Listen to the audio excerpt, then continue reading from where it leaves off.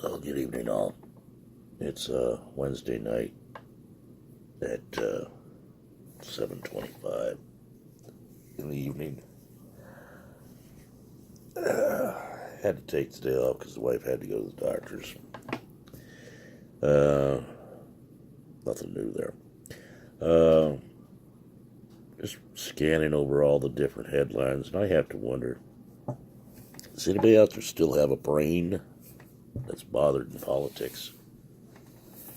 I mean, it's bad enough out here on the left coast, or as I say, communist California.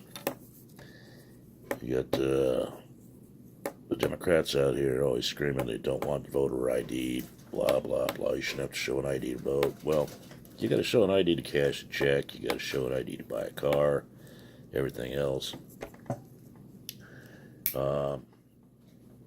Something important is voting. Don't you think you should show an ID? Well, they say no. They've been saying that mantra for a long time. Then you get over here to the city of San Francisco, and they're issuing voter ID cards to the illegals. Now, maybe I'm just losing my mind. It's entirely possible.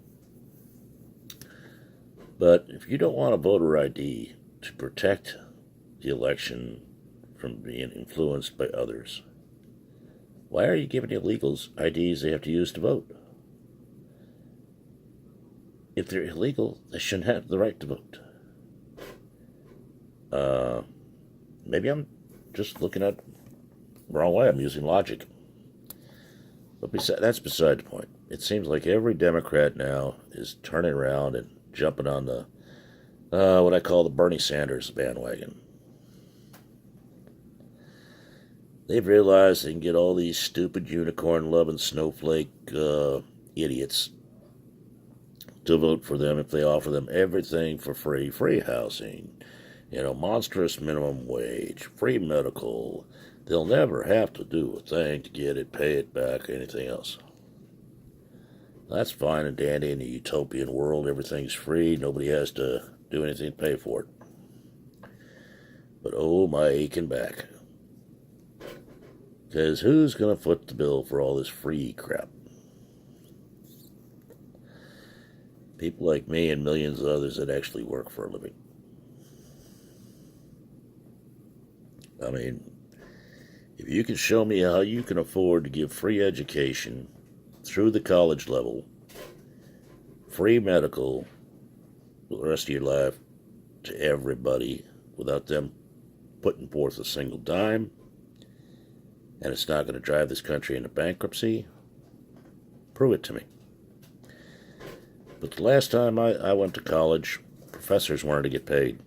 Teachers wanted to get paid. Administrators wanted to get paid. And trust me, I'm very intimate with doctors that want to get paid. Nurses want to get paid. Well, everybody wants to get paid. Now you get to the minimum wage thing, they're talking all these, people that wait tables and all that need to make more money. Well, you do that, you raise up that minimum wage to where these waitresses that aren't getting paid the minimum wage, but they make it up in tips. If they do, if they're good enough. Pretty soon there goes the tipping. My wife used to be a waitress, luckily in a union restaurant, and they paid a decent wage. But she still made 3 times her wage in her tips. And that's even sharing them with the busboys and the cooks and all that. It's called free market. And to all the snowflakes and yuppies out there and the crybabies, free market doesn't mean it's free. It's called supply and demand. I could see my boss keeping me employed if I gave away every tank wash, every wash that I did on tankers a day for free. I'd be employed 0.5 seconds. The minute he found out about it. You know, people talking that they need to lower the price of freight. Well, drivers ain't making nothing anyway. Not unless they bust their ass and you got this electronic logbook that's killing them. You know, maybe it's time we take the regulations out of it a little bit and let the people do for themselves. I mean, that's a crazy thought. But everybody's on this anti-Trump bandwagon. They want everything for free. They expect the world to revolve around them. Well, it doesn't. It takes a whole lot of different people to make this world turn around.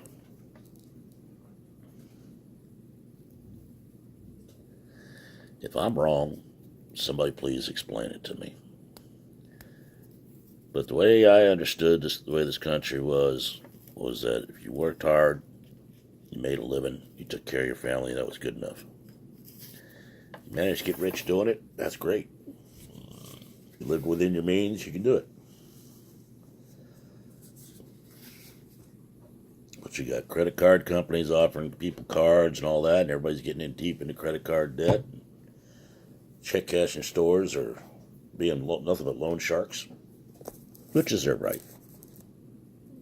And everybody's getting suckered into, I need the newest, the biggest, and most flashiest thing because this sports star wears it, this actress does it, da-da-da-da-da. People have lost their friggin' minds.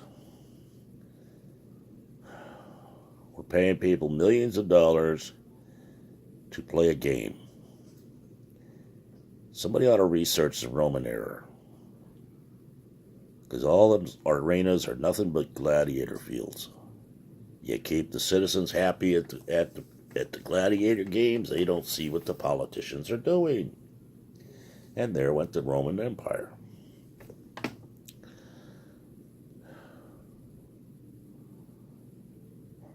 I don't know. I really don't know. I think bad things are afoot. I may be too far gone in this country to save it because everybody wants to be everything for everybody. But you know, it's really funny. The people that seem to work the hardest out here always seem to be the first ones screwed up by everybody.